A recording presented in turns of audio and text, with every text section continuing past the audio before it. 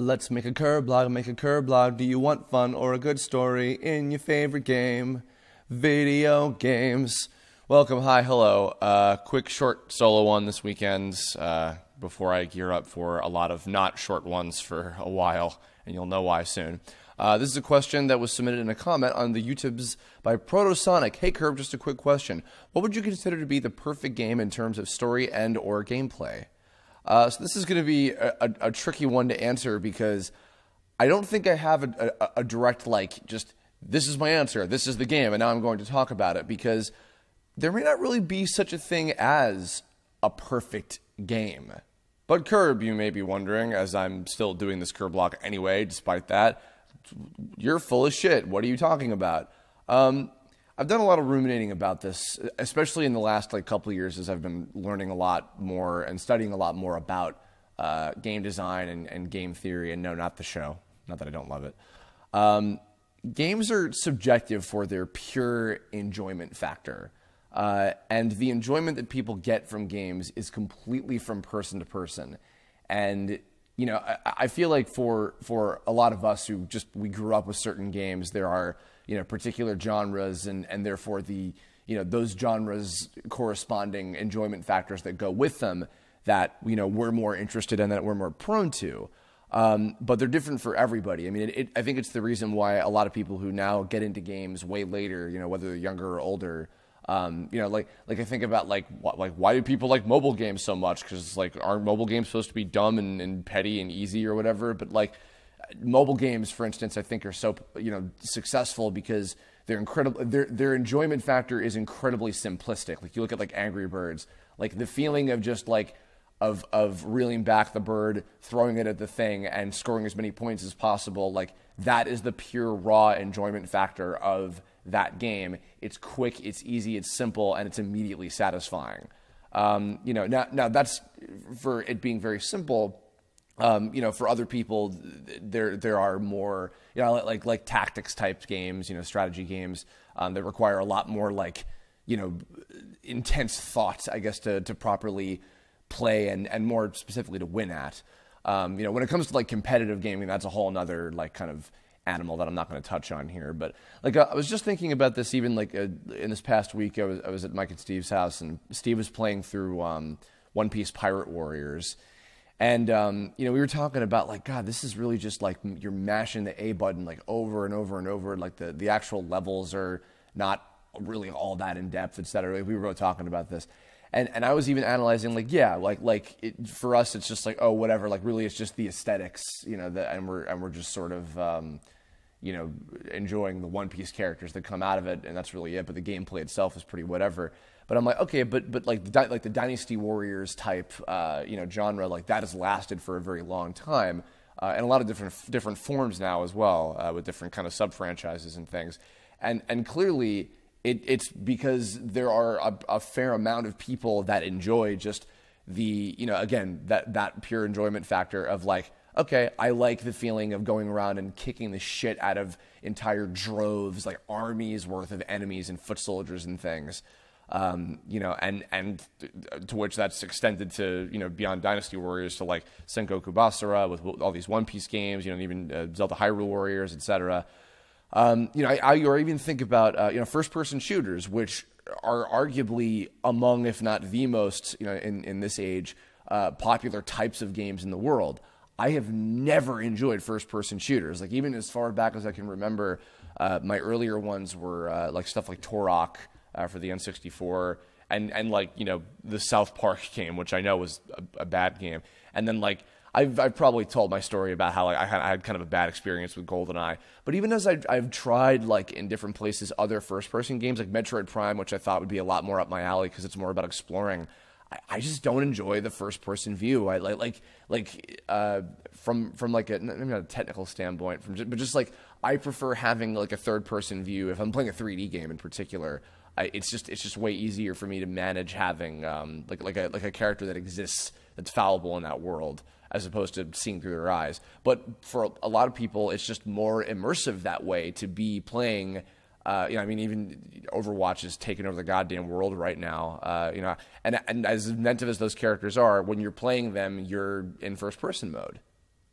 Like, I bet you $1,000,000 I'd probably be a lot more interested in Overwatch. Well, no, I'm stopping myself. I say that I'd be more interested in playing Overwatch if it were third person and not first person. But even then, I don't really play online games. Like, I've very rarely ever tried any of that sort of stuff, and I just don't really enjoy, like, that's, for me personally, that's not where I get my enjoyment in playing games. Like, for me, the biggest enjoyment that I get from games in general most of the time is just playing through a game and experiencing it by myself typically. Moving on to some of my favorites, like, I can play through Donkey Kong Country, like the original one, in an hour, and I enjoy it every single time.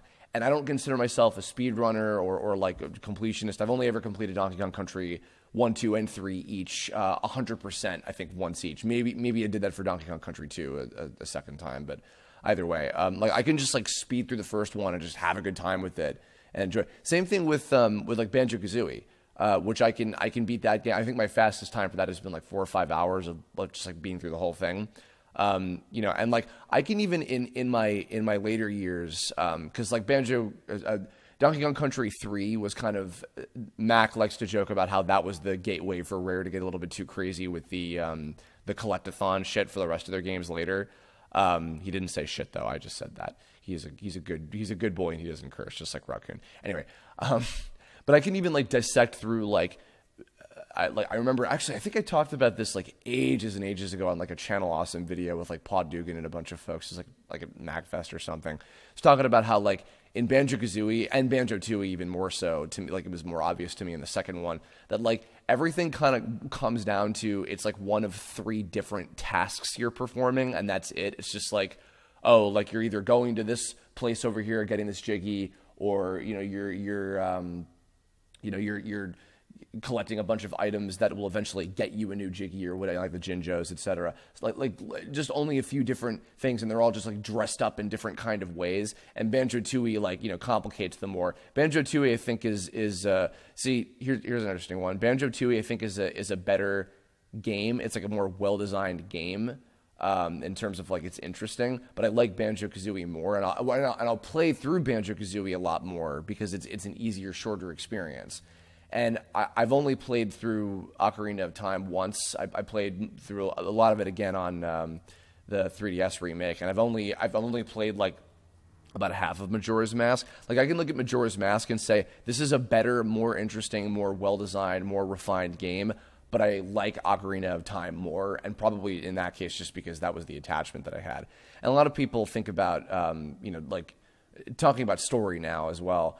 A lot of people think of Zelda for stories, and I've never been like a massive Zelda fan, but like my kind of equivalent, when I think about story first, I think often of Kingdom Hearts will come to mind, even though while I, and me and Ash and Derek talked about this a lot, and like, Ben and Heather and I can talk about the Kingdom Hearts story and lore and everything for, hours on end or whatever, but the truth is, there's very little I've taken away from the experience of Kingdom Hearts story in terms of like, like there's lots of moments and cool things in it that like I remember and have fond memories of, but it's not a story that was incredibly impactful to me in terms of like how strong it was or its morals or whatever. It's really interesting and like the kind of crazy dramatic stuff and the lore type shit that happens with the characters. But I can look at this and say, okay, the stories aren't, except for, I would argue, except for Birth by Sleep, which is the one that I think has the most like depth to the character development and everything. And I talked extensively about that on the Kingdom Hearts Kirblog. And then even, as we were talking about, the gameplay for a lot of those games doesn't necessarily hold up all that great either, to be honest. There are probably better action games out there than that. I even think about, in terms of like a story that moves me from a video game, I'm kind of cheating here, but like I think of Last of Us. Admittedly, I've only watched Last of Us because I couldn't play it. I don't have a PlayStation. I haven't had a PlayStation since the 2. And even then I hear the gameplay for that is kind of so-so.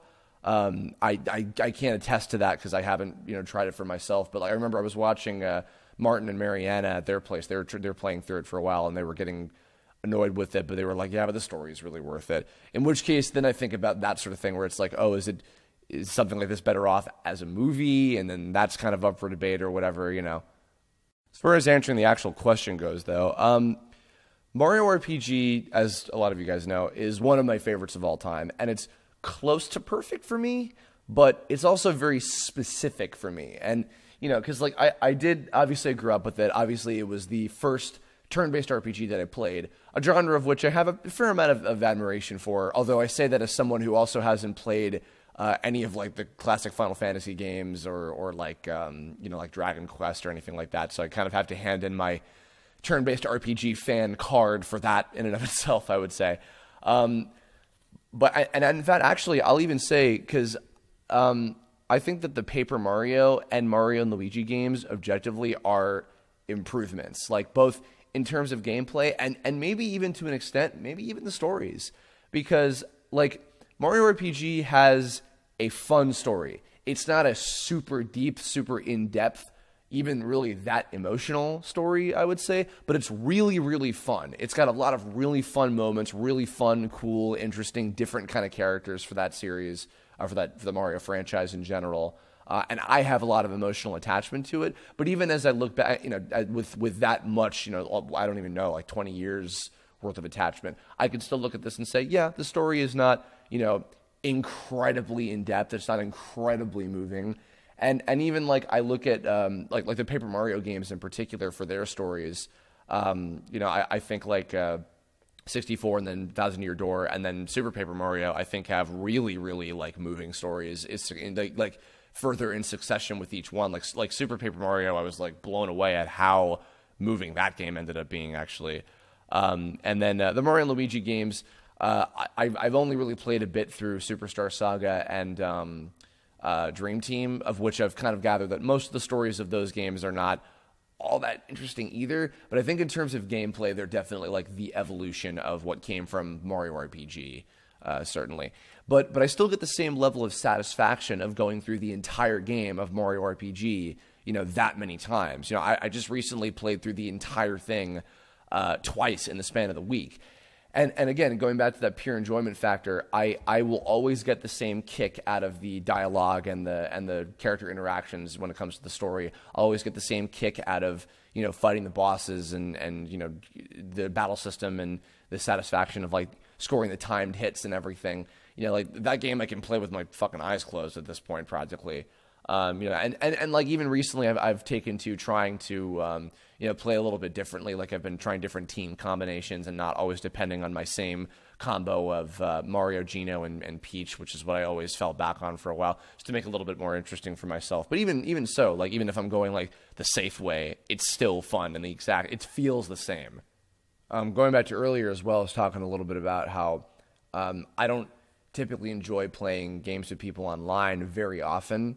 But as far as playing games with other people, Smash Brothers is a game that I would also kind of put up there in terms of perfection, because no matter what, it is always fun to play that at pretty much any point. Even like I'll admit recently, like because of the year of Smash 4 and all the DLC and updates and everything that came with it, like I'm totally smashed out right now. Like I haven't really like had much of an inkling to play it. Inkling.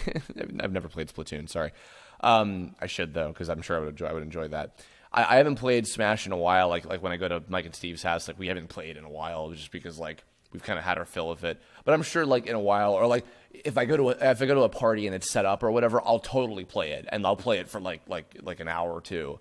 And it's always the same level of enjoyable. And that is also a fighting game, a non-traditional fighting game that I'm okay enough that I can like play it. I'm not good. I'm not super good at it or whatever. But again, even when I'm sick of it, the same pure enjoyment factor of that one always comes back, and it's always enjoyable, especially when it's with friends. The single player side of things, sadly, that one's kind of died out for me. I think Brawl kind of hit the ultimate stride when it came to the single player experience of Smash Brothers. Because I did enjoy parts of the single player modes of Smash 4, but like Melee's adventure mode was always really cool, and then also the Subspace Emissary there's nothing else quite like that, and the story that came with that for as minimalistic and with the cutscenes are and the lack of dialogue and everything, like the story of that game of Subspace Emissary was really, really enjoyable and a great celebration of all these different characters from all these different games that I loved so much. I'd say for me the most consistent, like, raw point of satisfaction probably comes from platformers. Like, platformers are always like an easy win for me, both 2D and 3D, probably because of just how many I played as a kid. And so just like, a lot of my free time from school is associated with playing those games, and I got to be pretty decent at a lot of the platformers that I play. Like, I'm good at all the Donkey Kong Country games, a lot of the early Mario games, some of the Mega Mans, not all of them, but like Mega Man 2 I can beat like easily, relatively, with my path that I've set out for me, And actually, while I'm thinking about that too, another more recently close to perfect game for me, I would definitely give a lot of credit to, is Shovel Knight. It has such a amazing balance in simplicity of gameplay and story. Gameplay to the point where, like, I have replayed through Shovel Knight, like the normal Shovel Knight mode, like, God, maybe like 10 times. I haven't touched it in a while. The last time I played through it was when the Plague of Shadows DLC came out, which that was, I'll get to that in a little bit, but like, Shovel Knight, in terms of like, it's the best new Mega Man game that we've gotten in years, as I like to describe it. It's amazingly, incredibly crafted by the guys at Yacht Club. They did such a good job on just the gameplay alone is masterfully done. Great combination of like all these really, really good elements of lots of different platforming games that I'm sure were all major inspirations to them over the years. And and like to the point where I could just, it's short enough, it's short and long enough, like at the same time, that I can just like play through it so many times, and then trying to do all like the achievements of like the super fast mode and the 100% completion mode, etc. And then like the story too, like the story is incredibly simple but so powerful, to where like the dynamic between Shovel Knight and other certain characters that I won't reveal the secrets of if you haven't played through Shovel Knight yourself. Please get it if you haven't, dear God. And then as a nice surprise, like Plague Knight, I wasn't sure what to expect with the Plague Knight DLC, but not only was the gameplay a leg up and a really fun challenge, and the controls were still super satisfying, that the story ended up being even more emotional and still simple but fun than the normal story, to which now, when they inevitably get to the Spectre Knight and King Knight DLC, which I think will be next year, that's going to be even more exciting to me, because I'm totally looking forward to what they come up with for that, and just it being based on the same engine, even playing through like pretty much the same levels and everything, except with some slight alterations. Like, I am so on board with that, like that in and of itself is enough for me. So Shovel Knight, if I were to look at it now, I think Shovel Knight for me, both objectively and personally, from playing it and just looking back compared to all the other games, I think that's the closest to it. That game is the closest to perfect I can think of offhand, for me to describe. And is it my favorite game of all time? No, it's not even. Like games like Mario RPG and Smash Brothers are, in terms of my emotional attachment to them, those are like in my top favorites. But Shovel Knight, if I think I were to have to look at something that makes a perfect game, I think that for me is the closest thing to it. And that's going to be it. I think that's pretty much all I have to say about it. So now I'm really curious on this one what you all have to say. So in the comments below, tell me, what do you consider to be the closest thing to a perfect game in terms of gameplay and story, and maybe even like all the like aesthetics, like music and graphics and stuff like that as well, because I think that Shovel Knight also falls into that category as in addition. But yeah, let me know give me some master theses in the comments below of what you think are the perfect games for you. Yeah, I'm curious as to your thoughts, and explain to me why. And I won't say if you have future Kirblog suggestions, leave a comment about that too, if you can, if you want, and maybe I'll get to it a bit later. But for a while, we're going to be having a lot of other ones planned. I've got one more for the rest of this month that I want to do. It's one about I was teasing it a little bit in the BoJack Horseman Kirblog about meeting your heroes. Might have a guest for that one, possibly, if they are willing and able to join in on that one. But yeah, and then after that, I've got some very interesting plans for October, which you might be able to guess if you can predict where I'm going with it based on last year, what I did. But yeah, look forward to that, and yeah, let me know your thoughts about this subject, and if you've got anything to say or anything to suggest for later on for Kirblog topics, leave a comment about that if you want. Hit me up on Tumblr, Twitter, Facebook, etc. But look forward to a lot of what I have in store over the next few months, and I hope you enjoy that. So till next time, play well. Bye. That's what Lego means. Play well. I should do a Lego Kirblog at some point. Bye.